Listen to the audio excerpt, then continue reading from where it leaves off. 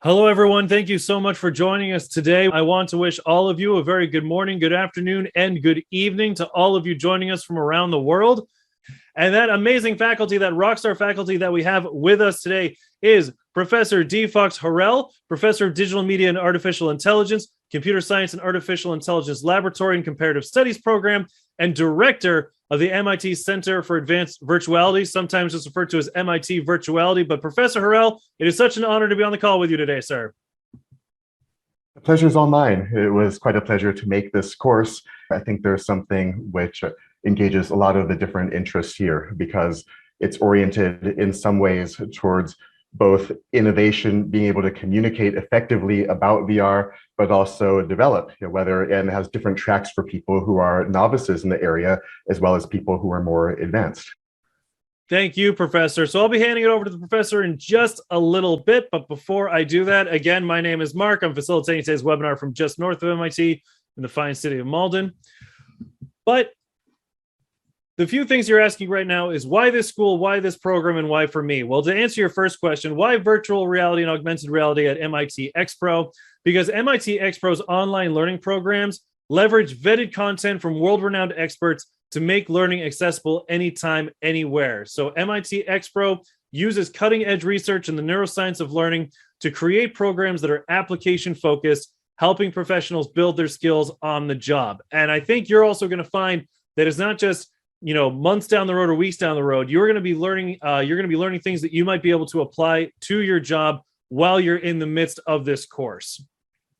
So MIT xPro, the short version is MIT has been on the cutting edge of technology for over 160 years since it was founded in the early 1860s. So MIT is simply one of the best schools in the world to learn about the newest and most exciting forms of tech.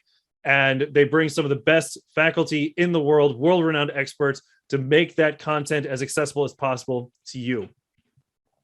So why VR and AR and why now? So according to Forbes, extended reality technologies, or XR, a lot of different R's you're going to have to remember. It's going to be fine. XR, VR, and AR will be one of the most transformative tech trends of the next 5 years. And this is the most important part.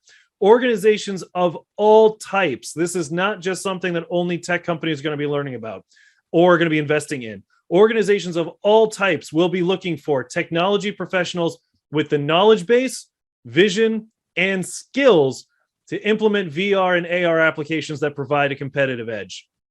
So just a couple of quick stats for you right there. The average base salary for a developer in VR AR is about $115,000 a year. That's the average base salary for a developer working in this field. But the projected number of jobs that will be enhanced by VR and AR technologies in the next less than 10 years. So less than 10 years from now, the projected number of jobs that will be touched by VR and AR will be 23 million. So this is one of the fastest growing industries, one of the fastest growing knowledge bases for all types of organizations to need to be familiar with, need to have the vision for. So virtual reality and augmented reality, this is the future now. So that is why this course is so important and why we're so grateful to Professor Harrell for building it. So very quick program overview. So companies on the cutting edge recognize that XR or extended reality has the capability to reinvent the way we communicate, experience gaming and other forms of entertainment, and transform industries, not just tech, but industries such as healthcare, real estate, retail, e-commerce. Virtual reality and augmented reality from MIT xPro. This course will provide you a foundational understanding and conversational fluency in the principles that underlie XR technologies, along with the ability to consider users' needs when refining applications or developing new ones. So by the time that this 8-week program is done, by the time you get to the end of April, or the end of April, beginning of May, I should say. So by the summer, you will be better positioned to conceive extended reality system ideas, communicate extended reality system ideas to developers, and also make recommendations to clients and other key stakeholders.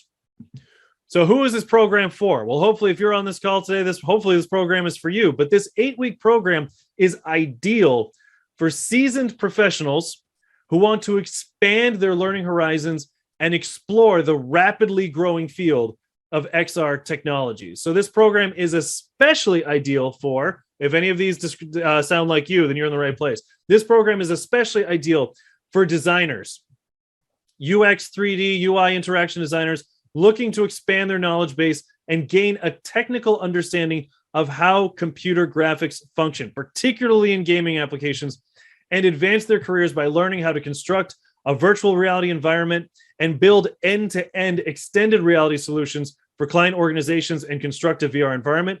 If you're a leader or a manager, so if you're an industry leader or manager focused on VR, AR product development, and you want to have more informed conversations with developers and engineers about improving user experience for existing products and services, and also offering new innovations, then this program is for you. And if you're a developer, if you're a Unity developer, app developer, 3D developer, and you're focused on VR, AR apps and experiences, and you want to expand your technical knowledge of XR technologies and their practical applications, such as learning how to create a complete XR project pitch for your clients, then this program is for you. So over the course of this 8-week program, just a couple of the key takeaways that just to give them to you right off the bat. Over the course of this program, you will learn the principles of designing effective and engaging XR experiences that are inclusive and promote social good. So specifically, you will acquire the essential vocabulary and knowledge of XR concepts to communicate meaningfully with different stakeholders. You will expand your knowledge of XR system elements in addition to design principles, approaches, and processes. Crucially, you will also learn to consider users' needs and values in XR design. You will apply XR concepts and design principles to create XR applications. You will gain some introductory hands-on experience with XR system development and better understand how to conceive XR system development ideas and communicate with developers. And you will take away the ability to explore the broader implications of XR technologies, including the new opportunities they provide, enabling you to make recommendations to clients and other key audiences. These are the things that you will be able to take away from this program in just 8 weeks. And with that, the person who can say even more about that and better than I can is our amazing faculty who built this program, our incredible Professor D. Fox Harrell, who is here with us today. Professor Harrell's research focuses on pioneering new forms of computational media, such as interactive narrative technologies, VR and AR systems, video games for social change, and simulations of social phenomena. Professor Harrell's research also results in new AI-based tools for analyzing social phenomena in computational media. Now, by taking both a design and analysis approach to his work, Professor Harrell is able to build systems that simulate social and learning phenomena in ways that are engaging, dynamic, and personalized. He then builds analytical tools using AI and other statistical mathematical approaches to identify trends, biases, and diverse user needs. And from there, he can develop new principles for design applicable to both academia and industry, as well as build his own computational media systems. But even better than that, Professor Harrell actually has a lot of examples of his own work that he's willing and able to share with us today. So you'll be able to see exactly what I'm talking about in action. So with that, I am actually going to hand things over to Professor Harrell, who's going to take us through the modules of. Thank you so much. I've also invited a number of illustrious guest speakers into the course. So we have Antoine Carroll, who is co-founder and producer of Atlas V. This is a company that's produced award-winning VR works. You know, they've had their work shown at Cannes Film Festival, Sundance, and much more. So it's great to have him here.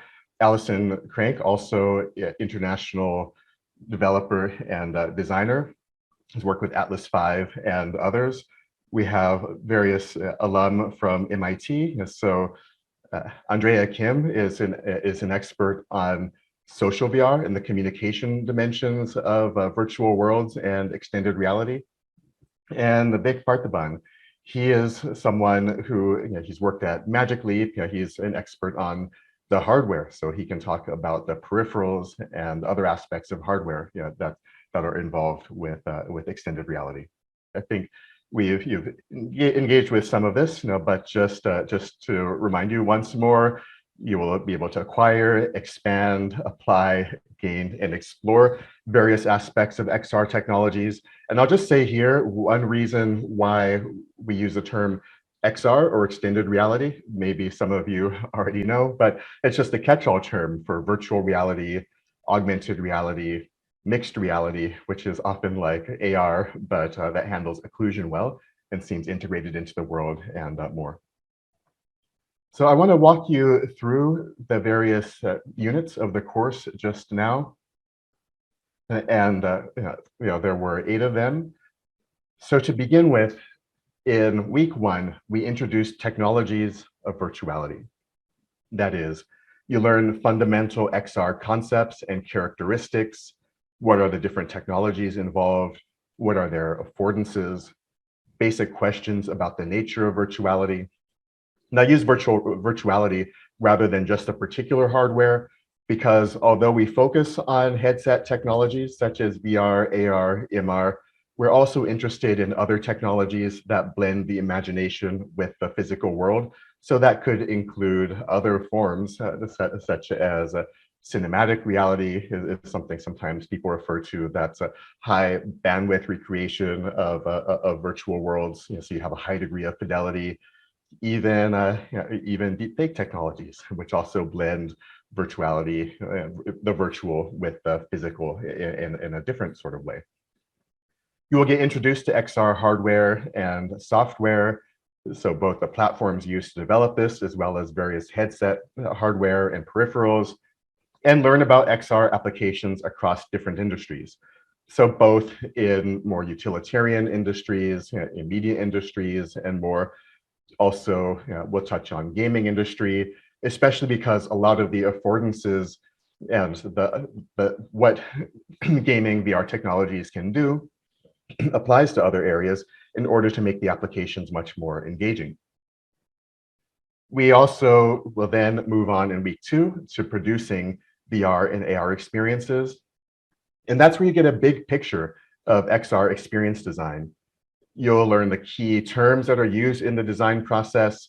You will also explore key design elements, principles, and approaches, and learn to consider users' needs and values within the design, and some processes for eliciting and engaging these kinds of needs and values. And importantly, although some aspects of this design process are like other areas of UX design, there are some key differences that come from having to design for movement in physical space, blocking or occluding the world by a headset and more. So it's important to consider the specifics around XR design. In week 3, we'll engage with producing VR and AR experiences in more depth. That's a deeper dive into XR design processes, building prototypes, a use case for a VR system, a mood board for an XR game on a topic of your choice. And then you'll also try out some digital and immersive authoring tools for XR design yourself. So if someone asks about a making component, you will begin some of that there. After this, you move on to XR app development. And so this is more on the utilitarian or human-centered computing side. You'll gain experience with XR system development fundamentals that will help you communicate better with developers. It will also introduce you to some key aspects of the development process. So that means also experimenting with different techniques for capturing 3D spaces, structuring user interactions, and using and adapting software code. You'll also learn aspects of the development for both photo-based systems like photogrammetry. You'll learn about CGI-based systems and other types of XR. After this, as I mentioned, because you've probably heard the term gamification, I think it's important to go more deeply into this area than gamification. Gamification is often just adding some game-like affordances like badges, points, and so forth to other types of application. I think it's more important to learn some of the principles for making systems engaging, to make them sticky and make them something that users want to stay with. And so more than just gamification, you'll explore the immersive nature of XR technologies, its use in creative storytelling applications for gaming industry applications and more. So in that area, you'll apply what you've learned by pitching a concept for an XR game and building a prototype of a narrative XR game scenario. From there, you'll move on to looking at uses of XR for communication and social applications such as social media. You'll consider both the promise as well as some of the perils of XR systems for social impact by engaging the benefits and drawbacks of XR for communication and collaboration. You'll learn principles for effective collaborative work, that's computer-supported cooperative work in computational learning environments and other computational work environments. And you'll practice being mindful of the responsibility to factor in inclusivity and other social ethical issues that are related and crucial in XR experience design. Of course, when you build systems, you want to make sure that they work. You want to understand how and why they work. So week 7, you will engage with evaluating XR systems to learn both the why and the how of XR system evaluation. You'll be introduced to various aims and methodologies. You will look at quantitative and qualitative approaches to evaluating systems. And you will learn how to determine which evaluation methods you should use for different types of applications or games. And you'll also learn about the various data types that are retrievable for XR hardware and software that could be used in evaluating XR design. Just meaning that you could run user studies, but there's a lot you can just read in from the environment. We've done projects involving proxemics, so that is the distance between the users, the angle. You can look at issues like body language. You have so much information that's coming in from the headset that you can use just straight off in order to help evaluate how your system's being used. And then in week 8, you'll look into the broader implications of XR. That includes taking a look at how computational technologies can integrate simulated experiences with the physical world. So that means in week 8, we'll move beyond the particular kind of experiences enabled by headsets, as I mentioned earlier on, the way that AI engages with extended reality, fictitious worlds, such as alternate reality experiences, and also how XR technologies can help with learning and working better virtually, especially crucial these days as more and more people engage in remote work. We'll look at 5G technologies as well during this unit. And finally, how to assess whether ideas are innovative enough to justify creating or deploying XR technologies. As you go through the course, there are various modules and assignments, and these are activities that include VR/AR experiences, so you can engage with various types of experiences we've curated for you, try it activities, peer discussion across and within industries, and interactive quizzes.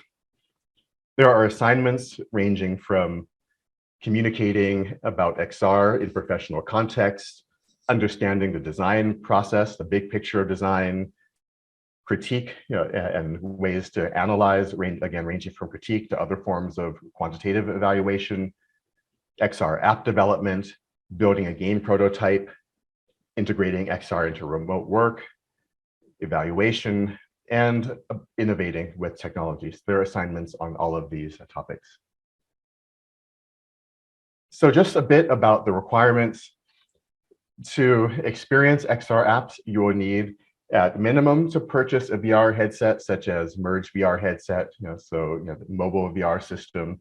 Of course, if you have something like a Quest 2 or Magic Leap, then you could use these kind of systems too. If you want to test if your mobile device is VR/AR compatible, then we have a system. Give you access to a system or share a system through which you can do this. You should have iOS or Android with a camera. Again, if you have other systems like the HTC Vive, Oculus Quest 2 or Quest, PlayStation VR, Magic Leap or HoloLens 2, then those can be used in addition. And then you will need to install trial and or free software. You may want to go more deeply into this later, but even if you haven't, you can download Unity Personal and other technologies. For example, you'll need to create 360-degree prototypes in Module 3, and we'll provide you with the various links and applications that you would need for this. And before moving on, I just wanted to share with you a little bit about some of the kind of work that is within my own research lab. This, of course, it's not necessarily what you will do just within the course, but I thought it would be interesting for you to see just a range of some of the kind of work that we have done within the lab. First, motivation. The course is not just about video games, but that is one form of extended reality that's in addition to the ones that Mark told you about earlier, that I think is a really interesting lens just on how this work is being taken up. So here you see, in terms of global revenue, billions of US dollars, about the amount that the games industry has brought in, between 120 and 125 billion dollars. This is in 2012 through 2015. This in green here, it is, you can guess, you can take a second for yourself just to guess what that is. And now I'll tell you what that is the global revenue of the film industry during that time period. So I share this just because people sometimes underestimate the scope of just one segment experiences that people might engage. And then I'll say in 2021, this has grown even more. So MarketWatch estimates that the global video game revenue was 180 billion in 2020. But for comparison, the global film industry has reached 100 billion, and according to the MPA, and just for comparison, US sports are about 75 billion. So, and again, VR has a growing component in this industry. I want to share one international work that I collaborated on that was shown at a number of the major festivals. This was called The Enemy. It's about humanizing the other in the face of global conflict. I worked with a war photojournalist who was a director of the project, who's been in many of the world famous periodicals, in New York Times Magazine, New Yorker, Le Monde, and much more. It was written up in a lot of the major places. This was a project, as you see, New York Times, Time, it won the Rose d'Or, which for people aren't familiar, if I do say so myself, it's, I guess you could say it's like the Emmy equivalent in Europe, so to speak. And Tribeca Film Festival was shown in. But more than that, we were gratified by the impact of this work. So it's a VR experience about the size of a hotel ballroom, and you engage with combatants from multiple sides of global conflicts. In East Congo, gangs of El Salvador, in Gaza. There was also an AR version of the system. And you hear combatants ask basic questions like, why do you fight? Have you killed before? What is war for you? What is peace for you? And what I helped to work on was using the user's body language, gaze, and much more in order to customize the experience as you go through.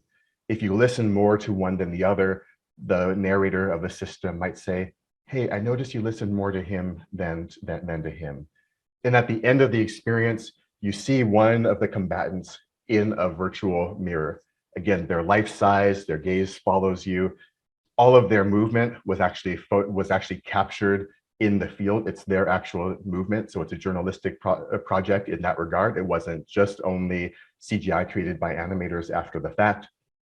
And you realize that this one that's moving is moving along with you at the very end. And that is, you have become one of the combatants. And in fact, you have become the combatant that you are least comfortable with. That is, if you were raised like your enemy, you could have been your enemy, was one of the key aspects of this work. So I'll show just a brief trailer that gives you a sense of this system.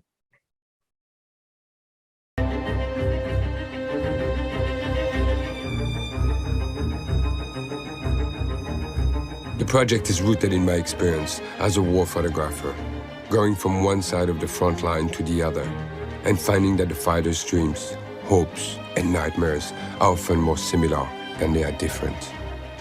So there is a bigger story than the war itself, and this is the one I want to explore and share.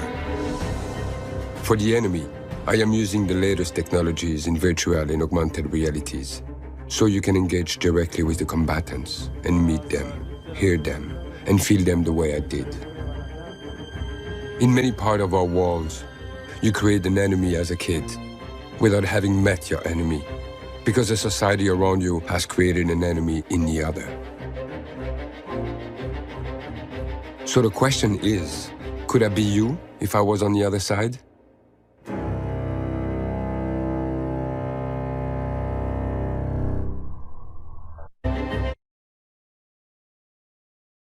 So moving on from here, I'll just mention one more project, which is relevant for Unit 8. That is, as you begin to think more broadly about different forms of blending the physical and the virtual. And this is a system called In Event of Moon Disaster. You can actually see it online at moondisaster.org. Was shown at Cannes Film Festival, Tribeca, IDFA, the major documentary festival in Amsterdam, and more. And we were gratified that this system recently won the Emmy for Best Interactive Documentary just last year. So it's a system that was produced by the center I run at MIT Center for Advanced Virtuality. And what it is a system that helps to educate people about deepfake technologies, AI-based technologies that create virtual people. And just in case people aren't familiar with the deepfakes, I'll just show one quick example here. We're entering an era in which our enemies can make it look like anyone is saying anything at any point in time, even if they would never say those things. So, for instance, they could have me say things like, I don't know, Killmonger was right. So anyway, I'll pause it there. But this video goes on to show that, in fact, this was not Barack Obama, but it was Jordan Peele, a well-known actor and director, who is puppeteering a virtual Obama to say what he is saying and essentially warning us about deepfake technologies. So it's pretty uncanny to see that he was creating this puppeteering this very lifelike Obama. What we did was create a virtual Richard Nixon, but in some ways it goes a step further, because not only was the video AI generated, but also the audio to sound like Richard Nixon. So this is a system. Richard Nixon gives a speech that he would have given if the moon landing had been unsuccessful. It's a beautiful elegiac speech that begins, "Fate has ordained that the men who went to the moon to explore in peace will stay on the moon to rest in peace." Now, what our system does besides create this deepfake technology is help people to understand how they were made, what are some of the telltale signs around deepfakes, what are the issues around them, how they're used for disinformation, and much more. And I'll just show you a little bit of what this looks like. So during training, this was when the video was synthesized without the voice. This is an actor's voice that was used for training. Good evening, my fellow Americans. Fate has ordained that the men who went to the moon to explore in peace will stay on the moon to rest in peace. Now this is the synthesized voice alone here. Good evening, my fellow Americans. Fate has ordained that the men who went to the moon to explore in peace will stay on the moon to rest in peace. And now here's just a very brief trailer about this particular project. Ignition sequence starts. 5, 4, 3, 2, 1, 0. Liftoff. We have a liftoff. 1201 alarm. Well may be the problem here. And if it doesn't reoccur, we'll be good. Right side, we've lost Michigan. Fate has ordained that the men who went to the moon to explore in peace will stay on the moon to rest in peace.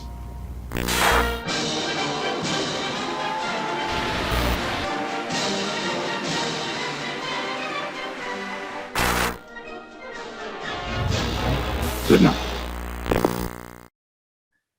I'll pause there just to say I share those works coming from our center just by way of introduction. In this particular course, you will engage with both very practical and hands-on approaches to designing, implementing, as well as communicating about XR systems, both for apps such as you might engage with in your industry, for workplace settings, gaming for increased user immersion, and much more. I share those particular projects just so you can see a little bit more about some of the work that we've done here at MIT. In this program, you will earn a certificate from MIT xPro. You will receive insights from not just myself, but some of the other experts that we've brought along. That I've invited to join in the course that I introduced you to. You'll engage in activities and assignments in each module and demonstrate your understanding of these concepts. And you'll learn to define, visualize, and pitch your concepts. And you'll learn how new information is connected to existing knowledge and real-world tasks. And what I'm going to do is just stop here and hand it back over to Mark, just to tell you a little bit more about. Professor Harrell, thank you so much for that. I am going to reshare my screen, go back to where I was before.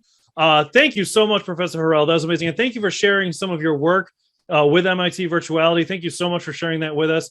Professor Harrell already went through some of these program highlights. I also want to emphasize at the bottom, those live weekly office hours with our learning facilitators. I don't want to skirt by that. So one of the things that we really pride ourselves on with this program is that we have our incredible rockstar faculty, who you now know. We also have our 24-hour technical program support, who can help you with any technical or logistical issues throughout the program. But we also have these learning facilitators, these incredible experts who function like teaching assistants or TAs might in a traditional academic environment.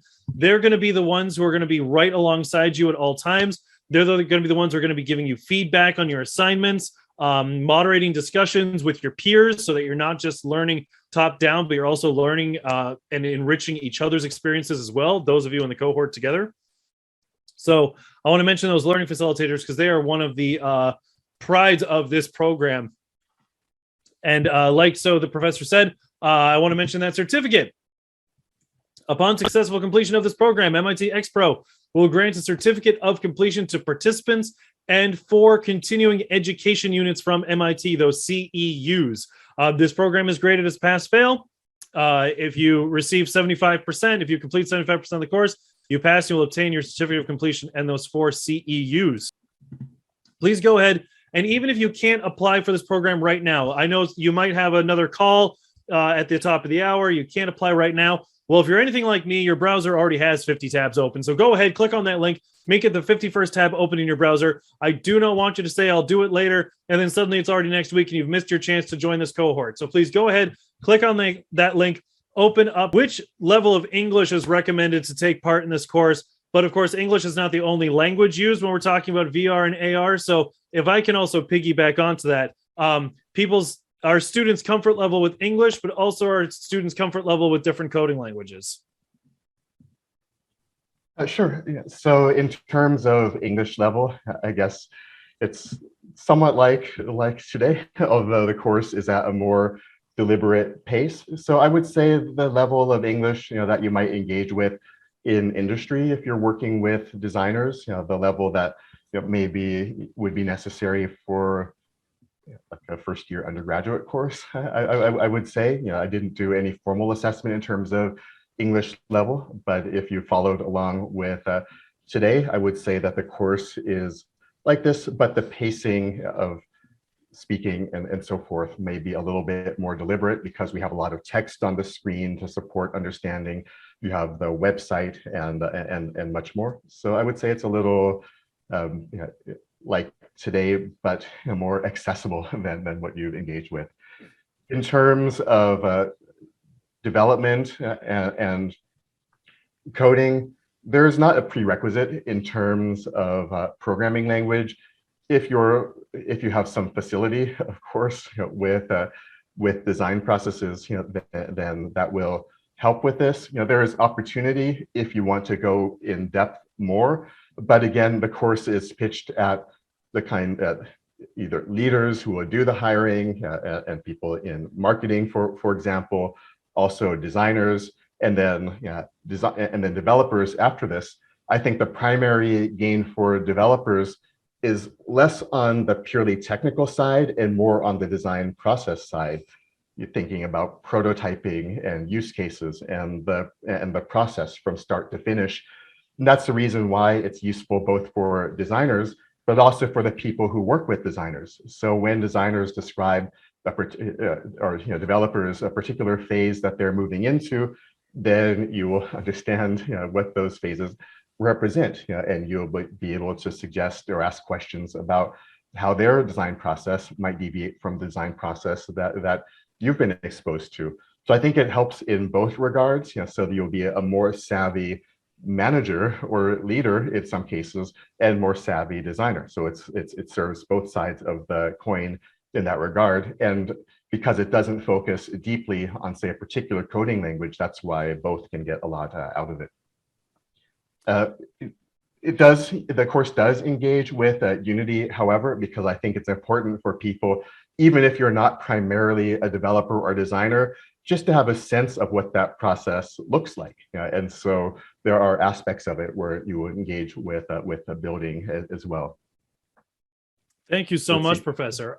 So we've had multiple people ask this question. Arshad and Program Sport's been right on top of it, but we've had multiple people, Garima, CC, I think Raymond also, are all asking which VR headset to buy, if there are advantages or disadvantages, if some are better at certain things than other ones. So a little guidance on the VR headsets that our students might want or need. Sure, and of course the answer is different for this particular course compared to what you might need in your particular industry or day-to-day life. And whatever I say will just be my opinion. It's not like an endorsement of any particular product or so forth. But in the course, we designed it so that if you have a mobile VR system, then that will be sufficient. So we didn't want a high cost barrier for entry or a high tech barrier for entry. We wanted people to engage with the principles and with design and development, regardless of what kind of headset. So it also is kind of normalizing. So in that case, mobile VR, as I described earlier, and there's a number of different kind of mobile VR headsets. iOS or Android would be necessary for this. In practice, I mean, some of the works we've been doing recently have been Oculus Quest 2. It's just so broadly accessible that it's a strong platform. I've done some collaboration with Microsoft before, and in key applications, I think the HoloLens 2 is great as a technical platform as well. For AR, I mean, Magic Leap has some affordances that are unique. I mean, it's seen as a mixed reality system, too. So it's ranged across the board. But I'll say for the projects I've done in lab most recently, we've been focusing on the Oculus Quest 2 because it just seems to be one of the most accessible compared to some of the Oculus Rift. You have some trade-offs in terms of performance, but in terms of accessibility, that across the board, then we've had a lot of positive experience with the Quest 2. Thank you so much, Professor. So hopefully that answered everyone's question. Maria had a question about what technologies are recommended to know before during the course. You talked about coding in Unity a little bit, Professor. So Maria, if your question didn't get fully answered, if you could just ask it again in the Q&A box. We have a question from Stephanie about love the emphasis on extended reality for social good. Will we touch upon navigating any potential industrial or macro level environmental implications of XR tech advancement, such as rapid obsolescence of user-facing hardware, e-waste, etc.? So is any of that going to be touched on in this program? Well, I would say more broadly, the XR for social good. When I say eliciting users' needs and values, sometimes people hear values and they think about it in a broad sense, like family values or something like this. That sounds more like moral sense of values. And certainly you can engage with topics like XR for social good, but it's also values in terms of preferences, like what are users' needs? What helps people to understand the particular work. In my own research, we've done work, for example, a project in collaboration with a group in the Middle East and North Africa, asking how can we computationally assess basic social media technologies and the ways in which they are or are not designed for the particular values in the region. So it's values in a broad sense, such as this. There are notions like social impact statements that I think are important. So I would say, although we don't engage in, it doesn't talk about particular issues such as e-waste, although I will say that my collaborator on the Enemy, the latest project is a AR project about the resources that are used to build these technologies. You might look for Kareem Ben Khalifa's latest project in that regard. It does give some tools for doing your own assessments and evaluations about some of these kind of values-related aspects of work. And then also I try to focus more on principles rather than something like here's how you exploit the latest feature of the HoloLens 2 in particular and its peripherals, but rather principles that would cut across various types of hardware, so that helps the course to avoid becoming obsolete in any kind of a near term. Thank you so much, Professor. The next question we got is, where does one see this AR technology in a sales industry, medical field, etc.?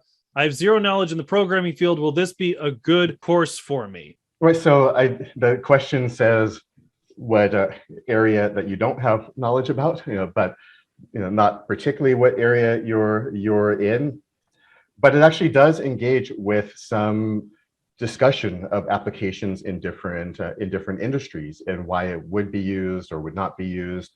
And it helps you to think through, again, when assessing users' needs and values, you can apply it to various types of industry. And of course, there are trade-offs, advantages and disadvantages, depending on the field, but I think the course would help you to better assess. If you have zero knowledge in the programming field, I would say that it's not required to be a coder. And when you heard Mark describe the primary groups, we had designers, we had people in marketing and in leadership, as well as developers. And I would say it skews towards the primary, towards those first groups. For developers, again, it's less focused on something like learning some in-depth ins and outs of programming in C# for some particular application, but more the design process. How do you walk through the cycle? How does prototyping look different for XR compared to flat screen-based works and so forth? And so I think when engaging with various teams, assessing different technologies, if you have zero knowledge about programming, it gives you a landscape view, not only of the different technologies, but also of the ways that teams will assess and use those technologies. So I think it can be a good course for people that are fairly tech savvy, like aware about your field, but you don't have to be an AR, XR, MR, VR expert by any means, or a developer. Professor, that made me think of something, just a question of my own. Is it fair to say that there are industries today that are not using VR or AR at all, but in 5 to 10 years will be? I think so. There are various advantages. So for example, I've given a talk for people in supply chain management, because people want to be able to visualize their warehouse spaces and be able to look on the shelves, to be able to navigate, assess inventory, and much more. In medical training, there are key places where people want to practice, of course, without the possibility. So in gaming, we use a term, there's psychosocial moratorium, but essentially it's a separate space than the physical world. So you can practice over and over with low penalty for learning or for trial and error in this space. Remote collaboration, so in engineering, in key engineering industries, or in architecture with AR, where you have a shared model in front of people who are working remotely.